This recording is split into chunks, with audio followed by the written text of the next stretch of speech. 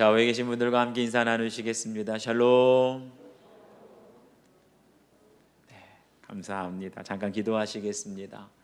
아버지 하나님, 오직 구원이 보좌에 앉으신 어린 양께 있음을 믿음으로 고백하며 찬양하며 주님 앞으로 나옵니다. 우리를 부르신 하나님, 이곳에 좌정하고 계시오니 이제 우리의 마음을 다하여 주님께 주목하기를 원합니다.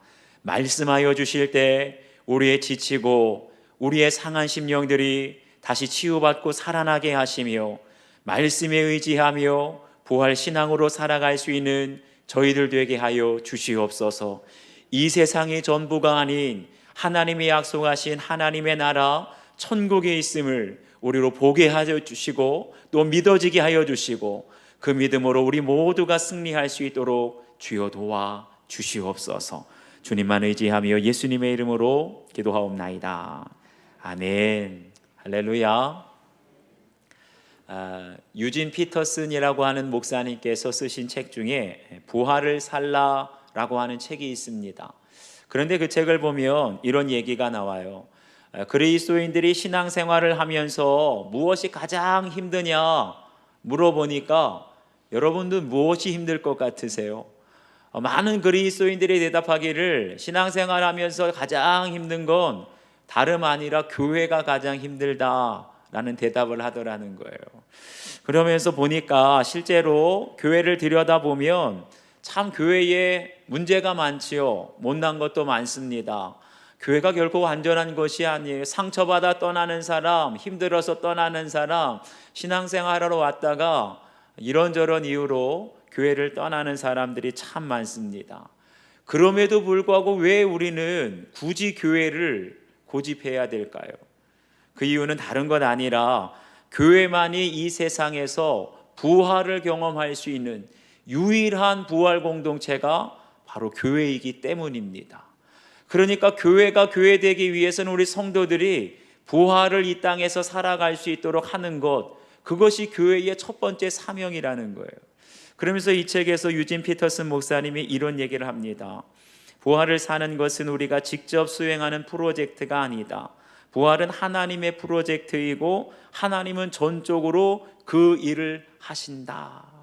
그러니까 부활이 우리의 힘과 의지와 노력대로 이루는 것이 아니라 부활은 예수 그리스도로부터 시작이 되고 완성이 되어진다는 거예요. 다만 우리가 한 가지 알아야 될 것은 부활은 혼자서는 살아낼 수가 없다는 거예요. 오직 부활의 공동체가 된 이 땅의 유일한 부활의 공동체 되는 교회 안에 속해서 교회 안에서 부활의 삶을 계속해서 훈련해 나갈 때 오직 교회를 통해서만 우리가 이 땅에서 부활을 살게 될 줄 믿습니다. 어떻게 하면 우리가 이 신앙 잃지 않고 이 땅이 전부가 아니라 우리에게 부활의 약속이 있다는 것을 믿으면서 일상 속에서 부활 신앙을 살아낼 수 있을까? 오늘 주신 말씀 통해 살아있는 자의 하나님이라는 제목으로 우리 함께 은혜 나누겠습니다. 첫 번째는 부활은 성경 지식으로 아는 것이 아니라 믿는 것입니다. 우리 23절과 24절을 함께 읽겠습니다. 시작. 부활이 없다 하는 사두개인들이 그날 예수께 와서 물어 이르되 선생님이여 모세가 일렀으되 사람이 만일 자식이 없이 죽으면 그 동생이 그 아내에게 장가들어 형을 위하여 상속자를 세울지니라 하였나이다. 아멘. 여기 보면 부활이 없다 하는 사두개인들이 그날 예수께 와서 물었다라고 그랬어요.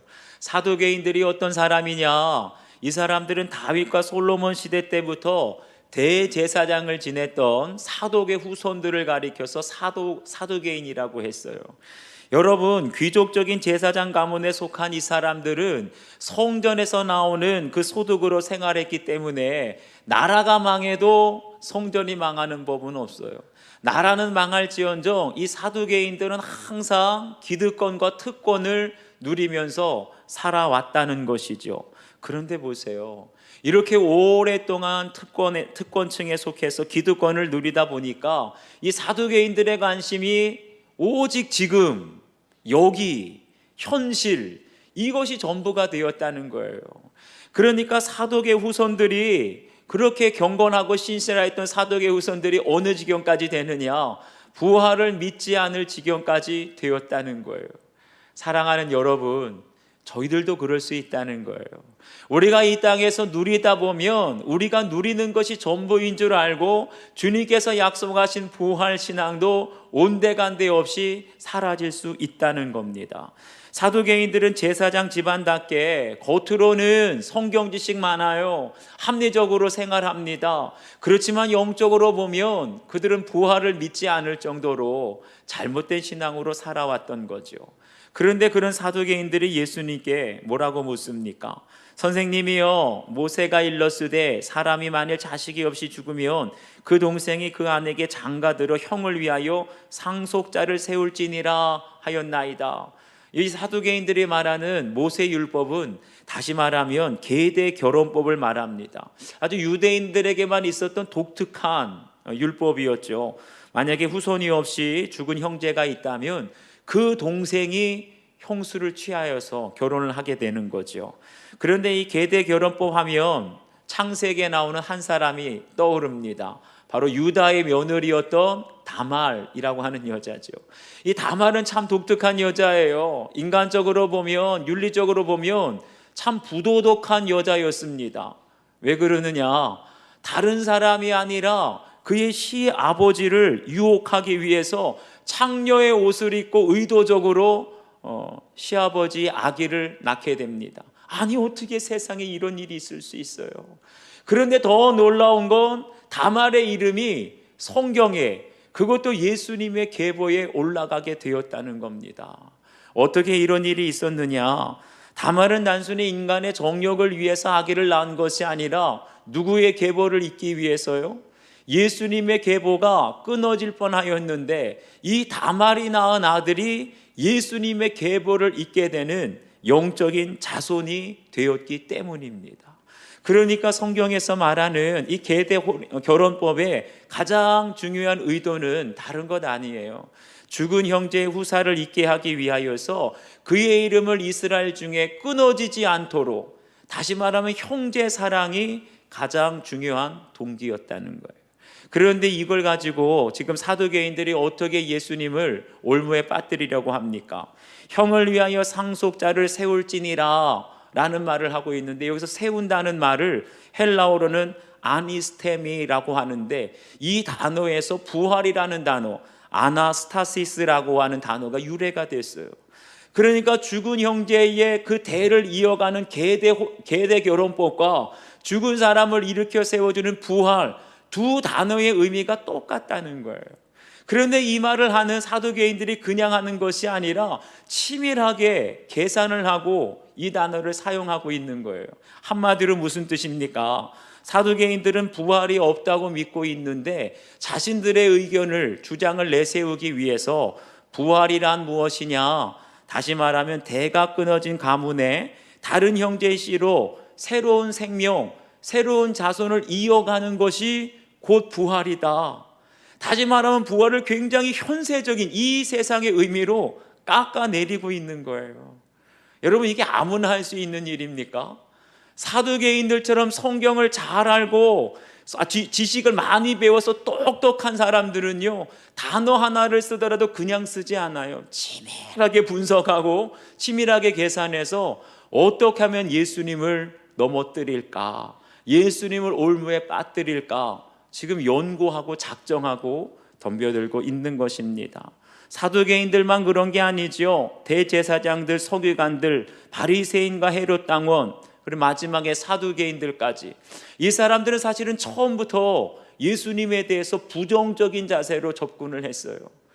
여러분, 우리가 한번 누군가에게 부정적인 생각을 갖게 되면 그거 바로잡기가 참 어렵습니다.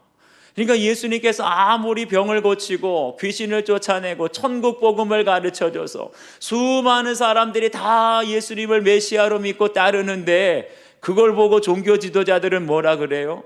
예수는 위험한 사람.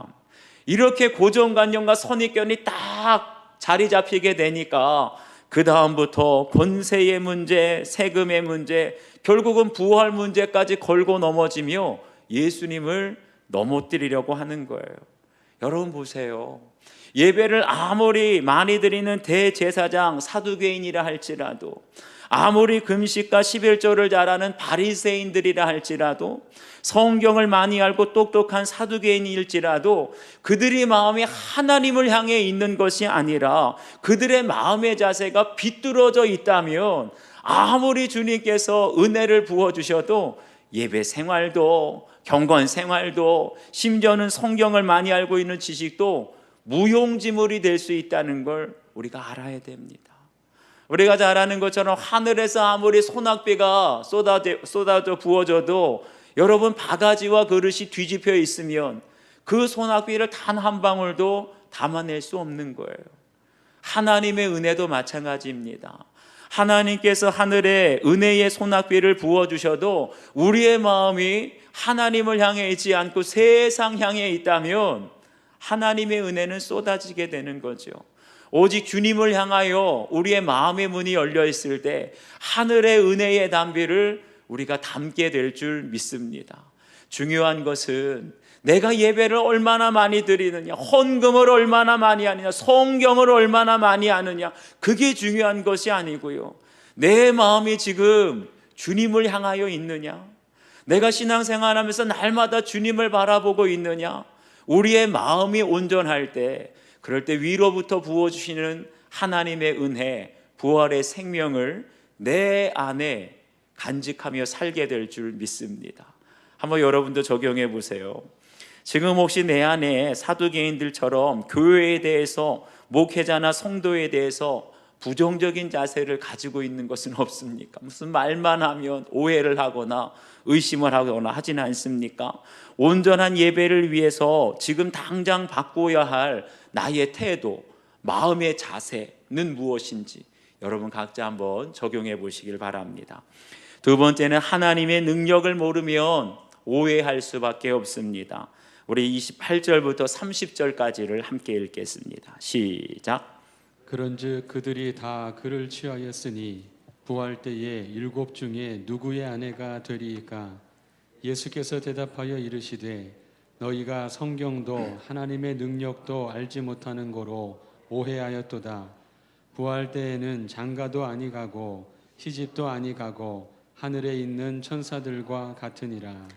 아멘. 여기 보니까 그들이 다 그를 취하였으니 부활 때에 7 중에 누구의 아내가 되리이까? 지금 사도개인들이 예수님을 부활의 문제로 걸고 넘어지려고 하니까 예수님과 대화하면서 한매들이 이러는 거예요. 좋습니다. 그래, 부활이 있다고 칩시다. 그럼 우리가 계대 결혼법에 의해서 7 형제가 있는데 그 첫째 아들이 형수와 결혼을 했다가 첫째 아들부터 7째 아들까지 다 죽고 그 여자가, 형수가 7 형제랑 다 결혼을 했는데, 그러면 나중에 부활을 하게 되면 그 부인은 과연 누구의 아내가 되겠습니까? 여러분 한번 생각해 보세요. 이게 정말 말도 안 되는 우스운 상상이지만, 그런데 상식적으로 생각해 보면 이거 정말 심각한 윤리적으로 문제가 생기는 거 아니에요. 정말 우리가 부활하게 되면, 이런 문제가 생기게 되면 이건 아무도 답해 줄 수 없는 심각한 문제입니다. 그러니까 사두개인들도 생각하면서 내린 결론이 그렇기 때문에 부활은 있을 수 없다. 부활이 있게 되면 심각한 윤리적인 문제가 생기니까 부활은 도저히 안 된다. 그게 사두개인들의 결론이에요. 어쩌면 저희들도 그렇게 생각할 수 있어요. 상식적으로 그냥 윤리적으로만 생각하면 부활은 있을 수 없다. 그런데 여기에 대해서 예수님께서 2가지 문제점을 지적하십니다. 너희가 성경도 하나님의 능력도 알지 못하는 거로 오해하였도다. 여기서 오해하였다는 말은 진리에서 벗어나서 잘못 인도받았다는 거예요. 한마디로 지금 사두개인들이 그래도 대제사장 집안이라고 성경을 내세우면서 자기들의 성경 지식으로 합리적으로 윤리적으로 얘기를 하는데, 그 말 속에는 성경에서 본래 의도하는 뜻과는 너무나 잘못된 오해를 하고 있다고 말씀하시는 거예요. 그 오해가 무엇이냐? 부활 때에는 장가도 아니가고 시집도 아니가고 하늘에 있는 천사들과 같으니라. 너희가 오해하였다는 거예요. 부활과 결혼에 대해서. 창세기를 보면 하나님께서 우리에게 맡겨주신 사명이 있습니다. 생육하고 번성하여 땅에 충만하라. 바로 이 사명을 위해서 우리에게 결혼을 허락하신 것이죠. 또 한 가지 더가 있다면 세상의 모든 짐승은 짝에 있는데 하나님이 보시기에 아담이 독처하는 것이 보기 좋지 않은 거예요. 그러니까 그 외로운 문제를, 정욕의 문제를 해결하기 위해서 하나님이 정하신 신성한 법칙이 바로 결혼이었습니다. 그런데 보세요, 이 땅에서는 생육하고 번성해야 되지만 천국에서 생육하고 번성해야 될 사명이 있어요, 없어요? 없어요. 이 땅에서는 홀로 사는 것이 외롭고 정욕의 문제가 있지만 천국에 가면 외로움도 없고 정욕보다 더 큰 기쁨이 있는 줄 믿습니다. 그렇기 때문에 천국에서는 더 이상 결혼이라는 것 자체가 필요가 없다는 거예요. 그런데 사두개인들은 천국을 생각하면서도 자기들의 수준대로 이 세상의 기준대로 생각하니까, 보세요, 성경을 100번 읽으면 1000번 읽으면 뭐합니까? 하나님의 메시지를, 성경 전체의 메시지를 이해하지 못하니까 너희가 오해하였도다가 되는 거예요. 예전에 한 번은 고인이 되신 하영조 목사님 간증을 듣는데 이런 말씀을 하시더라고요. 목사님은 모태신앙의 유아 세례를 받았다고 합니다.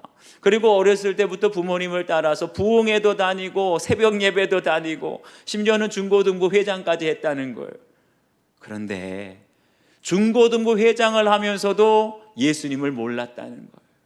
구원의 확신이 없었다는 거예요. 아니 어떻게 모태신앙이고 유아 세례 교인이고 부흥회 새벽 예배 다 다녔는데 구원의 확신이 없었다는 거예요. 그때 가장 좋아했던 성경 구절은 오른편 뺨을 치면 왼편 뺨을 돌려대라, 원수를 사랑하라, 오른손이 하는 거 왼손이 다 윤리적인 말씀, 교훈적인 말씀이 너무나 좋았대요. 그러다가 예수님을 인격적으로 만나게 되고 성령을 체험한 다음에는 성경을 보는 눈이 달라졌다는 거예요. 그전에는 윤리적이고 아주 교훈적인 말씀만 좋았는데 내가 성령을 받게 되니까 성경을 읽으면서 구원에 대한 말씀이 들어오기 시작하고 성령의 역사에 대한 말씀을 들으면 마음이 뜨거워지고 내가 구원의 확신을 갖게 되니까 예전에 관심도 없던 천국과 하나님의 나라와 부활에 대한 말씀이 들어오더라는 거예요. 할렐루야. 사랑하는 여러분, 우리 주위에 보면 성경은 지식적으로도 많이 알고 있는데 성경의 메시지를, 성경의 본 뜻을 오해하는 사람들이 의외로 많이 있습니다. 그 대표적인 사람이 누구냐? 바로 여호와의 증인이라고 하는 이단이 그래요. 이단 중에서도 여호와의 증인처럼 성경 구절을 그냥 달달달달 외우면서 우리 성도들보다 더 많이 외우고 다녀요. 그런데 여호와의 증인하고 대화해 본 사람은 아실 거예요. 그 사람들이 이곳저곳에서 그냥 성경 구절들을 외우면서 달달달달 외우면서 말을 하는데 가만 듣다 보면 그 구절이 본래 그 뜻이 아니에요. 그러니까 우리가 여호와의 증인을 대처하는 방법은 얼마 전에 우리 이승주 목사님도 설교 시간에 말씀하셨는데 다른 것이 아니에요. 성경 통독을 한번 해보시고 성경 전체의 주제를 이해하고 오히려 그들에게 역질문을 하는 겁니다. 창세기의 주제가 뭔지 아십니까? 요한복음의 주제가 뭔지는 아세요? 이렇게 하면 그 사람들이 깜짝 놀란다는 거예요. 왜요? 구절구절은 외웠는데 전체의 주제가 뭔지, 핵심이 뭔지, 이 성경에서 말씀한 하나님의 뜻이 무엇인지는 전혀 모르기 때문에 당황한다는 거죠. 바로 이것이 너희가 성경을 오해하였느니라 입니다. 보세요. 사두개인들이 성경을 교리적으로는 잘 알고 있었어요. 예배에 대해서는 전문가였습니다. 그럼에도 불구하고 그들은 하나님을 자신들의 지식으로, 자신들의 경험으로 제한하려다 보니까 아무리 성경을 읽어도 부활이 믿어지지가 않는 거예요. 혹시 저희들 중에도 그런 분들이 계시지 않습니까? 저도 한때 사두개인들과 같았던 적이 있습니다. 나름대로 4년제 대학을 나오고 지성이 있다, 신학 공부도 했다, 거기에다가 합리적이고 현실적인 감각으로 성도들이 무엇을 원하는지, 성도들이 은혜 받는 설교를 했어요. 그리고 사역을 할 때도 성도들이 할 수 있는 만큼만, 할 수 없는 것은 안 하고 할 수 있는 것만큼만 맞춰서 하니까 성도들이 다 잘한다고, 성도들이 다 좋아한다고. 칭찬을 하더라고요. 그런 줄만 알았어요. 그러다가 제가 예수 동행 일기를 쓰면서 지금까지 제 안에 얼마나 인간적인 생각이 많았는지를 깨닫게 되었습니다. 합리적인 생각 같지만 돌아보니까 주님의 뜻을 제가 분별하지 못했어요. 때로는 인간적인 생각 때문에 주님을 바라보지 못하니까 매 순간 제 안에 근심과 두려움과 염려가 가득하게 되고, 어쩔 때는 육신적인 생각에 사로잡히게 되니까 교회 매사에 부정적인 생각이 제 안에 올라온 것을 알게 되었어요. 그러면서 제가 교리적으로는 부활에 대해서 누구보다도 잘 알고 있지만 제 안을 들여다보니까 제가 부활에 대해서 간절히 사모하기보다는 현실에 안주하고 싶다는 것을 알게 됐어요. 그런데 여러분 보세요. 우리가 누리고 있는 현실, 여기에 자꾸만 안주하려다 보면 부활신앙이 약해집니다. 그런데 최근에 들어서 날마다 나는 죽고 예수로 살게 되면서 주님을 늘 바라보고 내 안에 계시는 주님을 늘 바라보려고 하니까 우리의 일상 속에서 부활이 실제가 되는 것을 경험하게 되었습니다.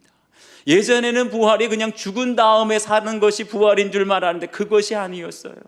날마다 우리의 일상 속에서 내 자아가 죽고 내 혈기가 죽고 내 육신의 생각이 죽고 내 안에 예수 그리스도로 살게 될 때 부활은 저 멀리에 있는 것이 아니라 우리의 일상 속에서 날마다 경험되는 사건이고 실제인 줄 믿습니다. 이렇게 부활을 실제로 살아가게 되니까요, 더 이상 지금까지 가졌던 욕심이 얼마나 덧없는 것인가를 깨닫게 되고요, 지금까지는 사람이 두렵고 환경이 두려웠었는데 날마다 주님을 바라보고 주님과 동행하는 부활을 살게 되니까 이제는 제 마음속에 진리가 결론이 되고 말씀이 믿어지는 은혜를 경험하게 된 줄 믿습니다. 한번 여러분도 적용해 보시기를 바라요.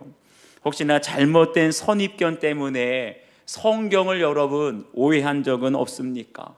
너무나 세상적인 기준, 내 지식으로 판단하려다 보니까 천국에서도 시집가고 장가가는 이런 어처구니 없는 오해를 하지는 않았습니까? 부활을 교리적으로만 알고 있습니까? 일상 속에서 지금도 부활을 살아가고 있습니까? 한번 적용해 보십시오. 마지막 세 번째, 살아있는 자의 하나님을 믿어야 합니다. 우리 31절과 32절 함께 읽겠습니다. 시작.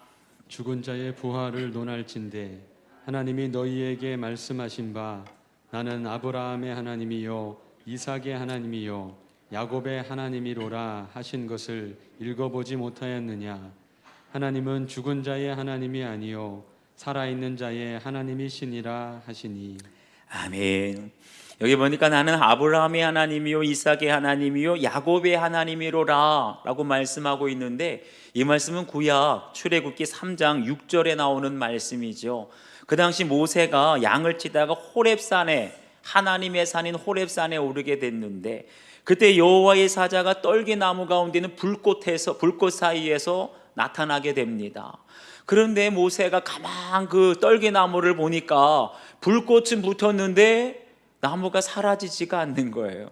신기하다 더 가까이 다가가서 보려는 순간 여호와 하나님께서 모세에게 말씀하시기를 나는 내 조상의 하나님이니 아브라함의 하나님, 이삭의 하나님, 야곱의 하나님이니라. 아멘. 그런데 여러분, 이 말씀이 무슨 뜻이냐? 이 말씀은 달리 말하면 하나님은 죽은 자의 하나님이 아니요 살아있는 자의 하나님이라는 뜻이에요. 모세는 아브라함과 이삭과 야곱을 본 적도 없어요. 모세가 태어나기 훨씬 전에 이미 죽은 사람들입니다. 그런데 하나님께서 아브라함의 하나님, 이삭의 하나님, 야곱의 하나님이니라 할 때 이건 현재용으로 쓰였다는 거예요. 이건 무슨 말이죠? 비록 아브라함과 이삭과 야곱이 육신적으로는 죽었지만 영적으로는 하나님 앞에 지금도 살아있다라는 것을 말해준다는 거예요. 바로 이 말씀이 부활의 가장 확실한 증거가 되는 줄 믿습니다. 사랑하는 여러분, 죽은 자에게 하나님은 죽은 하나님일 뿐이에요. 죽은 사람이란 어떤 사람을 가리키죠? 내 안에 구원의 확신도 없고 부활의 소망, 생명도 없는 사람은 영적으로 죽은 사람이죠. 그런 사람에게 하나님은 죽은 하나님이에요. 그런데 내 안에 구원의 확신이 있고 내 안에 부활의 생명과 소망 가운데 살아가는 살아있는 사람에게 하나님은 진정으로 살아계신 하나님으로 역사하시는 줄 믿습니다. 아브라함에게도 이삭에게도 야곱에게도 그랬다는 거예요. 아브라함을 갈대아 우르에서 이끌어내신 하나님이 살아계신 하나님이셨어요. 이삭이 모리아산 번제단에서 바로 죽기 직전에 그를 대신하여 순양을 주시고 살려주신 분이 살아계신 하나님이신 줄 믿습니다. 야곱이 어떤 인생을 살았지요? 항상 속이는 자, 사기꾼처럼 살았어요. 그러한 야곱이 아버지의 집을 떠나서 하란 땅으로 가게 될 때 베델에서 만나주신 하나님, 믿음의 사람으로 변화시켜 주신 하나님이 살아계신 하나님이신 줄 믿습니다. 그런데 보세요, 이 사두개인들이나 유대인들은 늘 그들이 외쳤던 말이 뭐냐? 아브라함의 하나님, 이삭의 하나님, 야곱의 하나님, 늘 이 말을 외쳤음에도 불구하고 그들이 믿는 하나님이 살아계신 하나님인 것을 모르고 죽은 자의 하나님으로 알고 있었다는 거예요. 여러분, 죽은 자의 하나님을 믿는 사람들은 어떤 사람이죠? 내가 영적으로 죽어 있으니 이 땅에서 시집가고 장가가고 이 땅에서 먹고 사는 것이 전부인 줄 알아요. 그러니까 그 사람들은 결혼이 인생의 전부인 줄 알고 목을 매면서 살아가며 결혼만 잘하면 행복하다라고 살아가지만 이제는 우리가 여러분 알 때가 됐잖아요. 결혼한다고 결혼해서 여러분 행복하기만 한 사람이 이 세상에 어디에 있겠습니까? 행복할 때도 있고 괴로울 때도 있고 그것이 우리의 결혼이지요. 그렇기 때문에 우리가 결혼을 하냐 안 하냐 이것이 중요한 것이 아니라 결혼의 목적을 알아야 돼요. 결혼의 목적은 행복이 아니라 거룩에 있는 줄 믿으시길 바랍니다. 우리가 거룩을 위해서 살아가게 될 때 비로소 죽은 자의 하나님이 아니라 산 자의 하나님을 알게 된다는 거예요. 죽은 자의 하나님을 믿는 사람들은 결국 이 세상이 전부인 줄 알아요. 늘 근심과 걱정과 염려 속에 부정적인 말을 하면서 살아갈 수밖에 없습니다. 그렇지만 영적으로 살아있는 자, 부활의 생명과 소망을 가지고 살아가는 영적으로 살아있는 사람에게는 아무리 절망스럽고 낙심이 될 만한 상황 속에서도 소망을 간직한 사람, 아무리 슬프고 괴로운 가운데에서도 기쁨과 평안함을 누리는 사람, 그 사람의 말이 바로 우리를 살리고 그 사람의 삶이 바로 우리의 일상 속에서 부활을 살아내게 하시는 줄 믿습니다. 죽은 자의 하나님을 믿으면 결국 죽을 일밖에 없어요. 그런데 산 자의 하나님이 나의 하나님이 될 때 우리가 비로소 이 땅 가운데도 날마다 부활을 소망하며 부활의 가치관으로 하나님의 능력을 경험하며 살게 될 줄 믿습니다. 그럴 때 우리에게도 아브라함처럼 갈대아 우르 우상이 가득한 땅에서 건져내 주시는 하나님의 은혜가 될 것이고, 우리가 산 자의 하나님을 믿으면서 살게 될 때 이삭처럼 100배의 축복, 르호봇의 축복을 받는 인생이 될 것이고, 우리가 산 자의 하나님을 믿으며 살게 될 때 야곱처럼 사기꾼, 속이는 자의 인생에서 이제는 베델의 하나님을 믿으며 늘 주님과 동행하는 믿음의 사람으로 변화되는 줄 믿습니다. 인생의 밑바닥을 친 두 처남을 보면서 그들에게는 부활이 없다고 판단했다가 하나님이 그들의 하나님이 되시고 그들도 부활한다는 사실을 믿게 되었다는 한 성도님의 큐티인 간증입니다. 2년 전 알코올 중독 말기였던 아내의 외사촌 동생을 믿음의 공동체로 인도해서 부목사님께 영접 기도를 받게 했습니다. 그리고 처남에게는 큰 형이 있는데 그는 예배라는 말조차 꺼내기 두려운 그런 사람이었습니다. 그런데 작년에 처남이 항암 치료 후 며칠 만에 폐혈증으로 48세의 나이에 갑자기 소천하게 되었습니다. 처남은 무연고자로 등록이 되어 있었기에 장례를 치를 수가 없었는데 처남이 방황할 때 보살펴 주시던 선교회 목사님이 이 소식을 듣고 장례비를 사비로 내주셔서 하루 만에 장례를 치를 수 있었습니다. 그때 처남에게 영접 기도를 해준 목사님이 예배를 인도하며 상주인 큰 처남을 주일 예배에 초청하였는데, 큰 처남은 약속한 대로 주일에 공동체에 한번 나온 것이 계기가 되어서 그 이후로 먼 거리에서도 꾸준히 교회에 출석하고 있습니다. 사실 저는 두 처남을 눈에 보이는 대로만 판단하며 그들에겐 부활이 없다라고 판단하며 생각했는데, 요즘 교회에서 큰 처남을 보면서 주님이 형을 살리려고 동생을 하늘나라로 부르셨음을 확신하게 되었습니다. 주님은 처남을 아브라함, 이삭, 야곱과 함께 천국에 살고 있다고 말씀하시고, 공동체의 새 가족이 된 큰 처남을 향해서는 나는 그의 하나님이라고 말씀하시며, 하나님에게는 모든 사람이 살아있느니라 라고 말씀해 주십니다. 저는 소위 자수성가했다고 교만하여서 술과 도박으로 인생의 밑바닥을 친 사람들을 볼 때마다 저 사람은 안 돼, 저 사람에겐 부활이 없어 라고 고정관념이 있었습니다. 그러나 이제는 아무리 죄로 망가진 사람이라도 하나님이 그의 하나님 되어 주시면 죽지 않고 부활한다는 것을 믿게 되었습니다. 이분의 적용은요, 부활이 없어 보이는 지체들을 존귀히 여기고 나는 더했던 사람입니다 라며 저의 간증을 전하겠습니다 입니다. 여러분, 이분의 간증을 들으면서 어떤 생각이 드시나요? 혹시 여러분의 가정에도, 여러분의 이웃 중에도 저 사람은 안 돼, 늘 알코올 중독이야, 늘 죄 짓고 살아, 인생 망했어, 저 사람에겐 부활이 없어 하고 낙인 찍고 고정관념을 가지고 있는 사람이 있습니까? 오늘 이 고백했던 사람처럼 여러분의 고정관념과 선입관이 말씀으로 깨어지게 되기를 원합니다. 내가 생각에는 부활이 없고 내가 생각하기에는 안 되는 사람일지라도 하나님이 그 사람의 하나님이 되신다면 죽지 않고 부활하며 하나님 안에는 모든 사람이 살게 될 줄 믿습니다. 한번 여러분도 적용해 보세요. 나에게 내일은 무엇이며 누구입니까? 하나님이 여러분의 내일이십니까? 아니면 재산이나 학벌이나 자녀가 여러분의 내일이 되십니까? 살아있는 자의 하나님을 믿고 나서 여러분에게도 변화된 삶이 있습니까? 아브라함처럼, 이삭처럼, 야곱처럼 한번 적용해 보시기를 바랍니다. 기도하시겠습니다. 아버지 하나님, 오늘 저희들에게 말씀을 통하여서 다시 한번 이 악한, 이 음란하고 어두운 세상 속에서 너희들은 속해 살지 말고 부활을 살라라고 말씀하십니다. 아무리 교회가 부족하고 문제가 많을지라도 교회만이 이 땅에 유일한 부활 공동체이기에 우리는 교회를 떠나서는 부활을 살 수 없고, 교회 공동체에 속해 있을 때 부활의 삶을 훈련받으며 살게 될 것이라고 말씀해 주십니다.